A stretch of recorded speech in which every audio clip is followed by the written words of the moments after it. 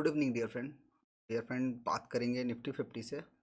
और निफ्टी 50 के अंदर आज हुआ क्या यार, मॉर्निंग में ही काफ़ी बड़ा कैंडल बन गया।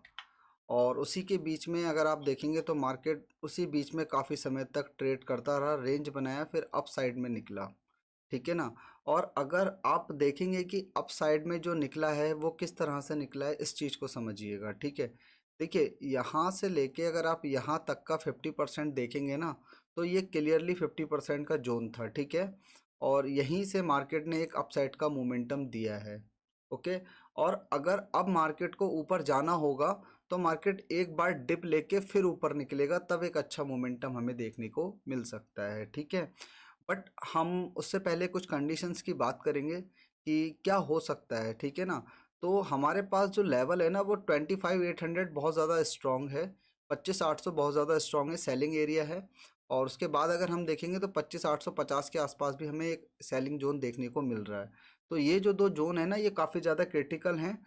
अभी तो मैं बुलिश एक्सट्रक्चर में नहीं जाना पसंद करूंगा। रीज़न क्या है, जब तक मार्केट 25,800 के ऊपर क्लोजिंग मुझे नहीं दे देता, 25,800 के ऊपर मुझे क्लोजिंग मिल जाएगी, तब मैं कहीं जाकर एक बुलिश एक्सट्रक्चर देख सकता हूँ। हो किस तरह से सकता है, मानिएगा कि अगर मार्केट गैप अप हो जाता है और गैप अप होने के बाद अगर बड़ा कैंडल बनेगा ना तो फिर काम नहीं हो पाएगा। छोटा कैंडल चाहिए हमें, ज़्यादा बड़ा कैंडल ना बने, इस चीज़ का आपको ध्यान रखना होगा। ठीक है। देखिए, अगर इस लेवल के नीचे गैप डाउन हो गया, ठीक है, जो कि हमारे पास जो लेवल निकल कर आ रहा है, अगर हम देखें, मैं ना डायरेक्टली लेवल्स पे बात कर लेता हूँ। लेवल जो है मैंने ऑलरेडी मार्क कर रखे हैं और लेवल पर ही जो है हम बात कर लेते हैं। ठीक है। देखिए, मैंने ऑलरेडी लेवल्स मार्क कर रखे हैं, जो कि ये कल वाले ही लेवल हैं। काफ़ी अच्छा वर्क किया है इन लेवल्स ने।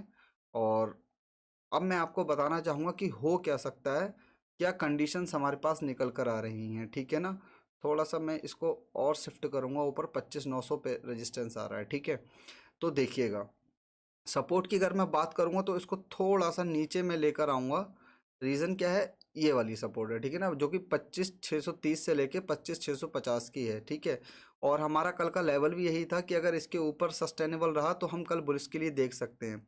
बट बुलिस के लिए एक्सट्रक्चर किस तरह का चाहिए हमें, ठीक है ना, वो चीज़ को समझिए। कंडीशन नंबर फर्स्ट में मेरा क्या रहेगा, अगर 25,750 के ऊपर गैप अप हो जाता है, ठीक है, और गैप अप सस्टेनेबल रहता है, जैसे मानिए गैप अप हुआ और गैप अप होने के बाद 25,750 को ब्रेकआउट नहीं किया, नीचे नहीं आया और इसके ऊपर सस्टेन करता रहा, तो मार्केट के अंदर आपको सेकंड हाफ में हो सकता है कि एक बुलिश मोमेंटम देखने को मिले। ठीक है। बट मैं बुलिश के लिए बिल्कुल इंटरेस्टेड नहीं हूँ। ठीक है। हमें क्या चाहिए, मार्केट, चलिए मानिए अगर गैप अप ओपन हो जाता है, गैप अप के बाद अगर मार्केट 25,750 के नीचे आ जाता है और यहाँ पर रेंज बनाना स्टार्ट करता है, उसके बाद मैं डाउन साइड के लिए देखूंगा। पहला टारगेट 25,630 रहेगा, पुल बैक लेता है 25,700 का, उसके बाद मैं नेक्स्ट टारगेट रखूंगा अपना 25,600 और 25,500 के 25,550 के आसपास का मेरा सेकंड टारगेट देखने को हमें मिल सकता है। ठीक है। देखिए, अगर मार्केट मानिए गैप डाउन हो जाता है, पहले ही गैप डाउन हो जाता है और अगर ऊपर नहीं निकलता है 25,630 और 25,650 के ऊपर नहीं निकलता है, तो हम एक सेल सिनेरियो देख सकते हैं। रेंज बनने के बाद, रेंज बनेगा, ब्रेकआउट होगा, उसके बाद अगर निकलेगा तो आराम से 25,450 का लेवल हमें देखने को मिल जाएगा। बट अगर आप देखेंगे तो ओवरऑल मार्केट के अंदर एक रेंज बनी हुई है 25,750 से लेके 25,630 तक की। ठीक है ना। ये रेंज जो 80 पॉइंट की जो रेंज है ना, ये कल भी हमारे लिए वर्क कर सकती है। ठीक है। अच्छा सिनेरियो क्या होगा, इस चीज़ को हमें समझना होगा। सिंपल सा कि मार्केट ऊपर जाए, यहाँ पर गैप अप हो जाए या कहीं भी ऊपर जाने के बाद मार्केट पुल बैक ले, और पुल बैक के बाद अगर मार्केट निकलेगा तब एक हमें अपसाइड का सिनेरियो देखने को मिल सकता है। उससे पहले अगर मैं बात करूं आरएसआई का, अगर आप आरएसआई देखना चाहेंगे ना, आरएसआई क्या बोल रहा है, इस चीज़ को समझ लेते हैं, फिर हम थोड़ा सा और भी ज़्यादा क्लियर करेंगे इस चीज़ को। देखिए, आरएसआई जो है अभी भी 50% 50 पे है, नेट न्यूट्रल है। तो मैं इसको 1 आवर पे करूंगा, एक बार 1 आवर पे मैं देखना चाहूँगा, तो न्यूट्रल है। ठीक है ना। और चांसेस हैं कि मार्केट के अंदर एक प्रॉफिट बुकिंग आ सकती है। ठीक है ना।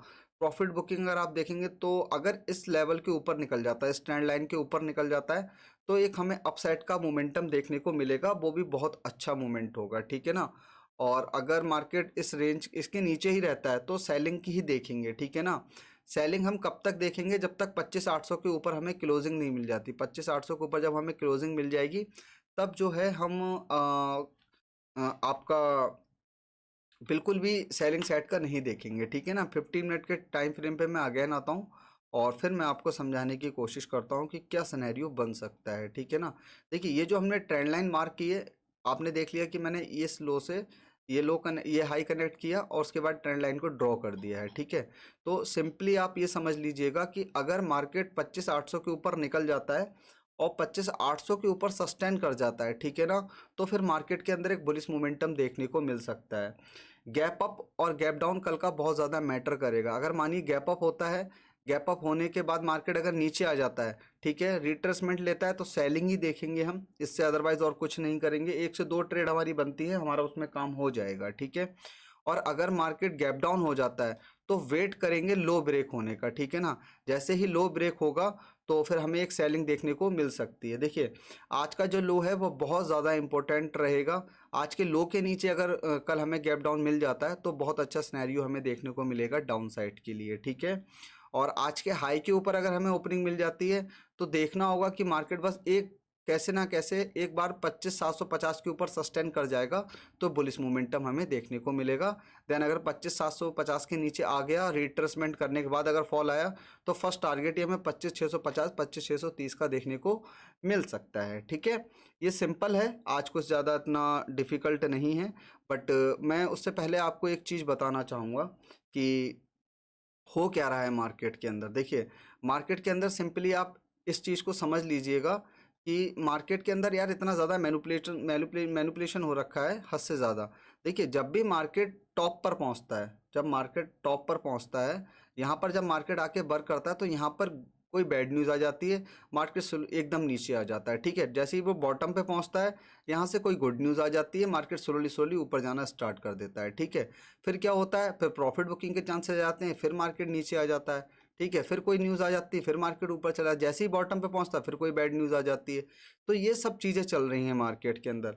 हमारा और आपका काम क्या है कि छोटा सा पॉइंट लो, निकलो, प्रॉफिट बुक करो और शांति से बैठ जाओ, ठीक है ना। मार्केट के बड़े ट्रेंड को लेकर बैठेंगे तो आपके अंदर इतना पोटेंशियल होना चाहिए कि आप ट्रेड को होल्ड कर पा रहे हैं, है ना। बट मार्केट के अंदर ये सारी चीज़ें चल रही हैं। अब ये सारी चीज़ें चलेंगी जब तक तो कुछ भी कह नहीं सकते कि मार्केट अपना हाई किस साइड में ब्रेक करने वाला है, ठीक है ना। तो ये चीज़ें हमें देखनी होंगी और सबसे मेन तो कल का यही रहेगा कि डे हाई और डे लो को ब्रेकआउट करना। अगर डे हाई के ऊपर सस्टेनेबल हो गया तो बुलिश मोमेंटम रहेगा, डे लो के नीचे सस्टेन हो गया तो डाउन साइड का मोमेंटम हमें देखने को मिल सकता है। बट 25,750 25,770-80 के आसपास हमें एक बहुत स्ट्रॉन्ग सपोर्ट देखने को मिलेगा। राउंड फिगर में 25,500 आप मान सकते हो, ठीक है ना। यहाँ से लेके अगर यहाँ तक हमें 30-35 पॉइंट मिल जाते हैं, वेल गुड, बहुत अच्छा रहेगा। और सेंसेक्स के अंदर तो आप देख ही रहे हैं, जैसा निफ्टी चलता है वैसा ही सेंसेक्स चलता है, ठीक है ना। तो इस चीज़ का ध्यान रखिए। मेरा व्यू अभी भी सेलिंग का ही है। सेलिंग मैं एक्सपेक्टेड कर रहा हूँ 25,630 25,650 के नीचे सेलिंग एक्सपेक्टेड कर रहा हूँ, 25,800 के ऊपर मैं बाइंग एक्सपेक्टेड कर रहा हूँ, ठीक है ना। तो इस चीज़ का थोड़ा सा ध्यान रखिएगा। अदरवाइज़ कोई भी हेल्प चाहिए तो आप टेलीग्राम चैनल पर मुझे कमेंट कर सकते हैं। Okay, thank you so much.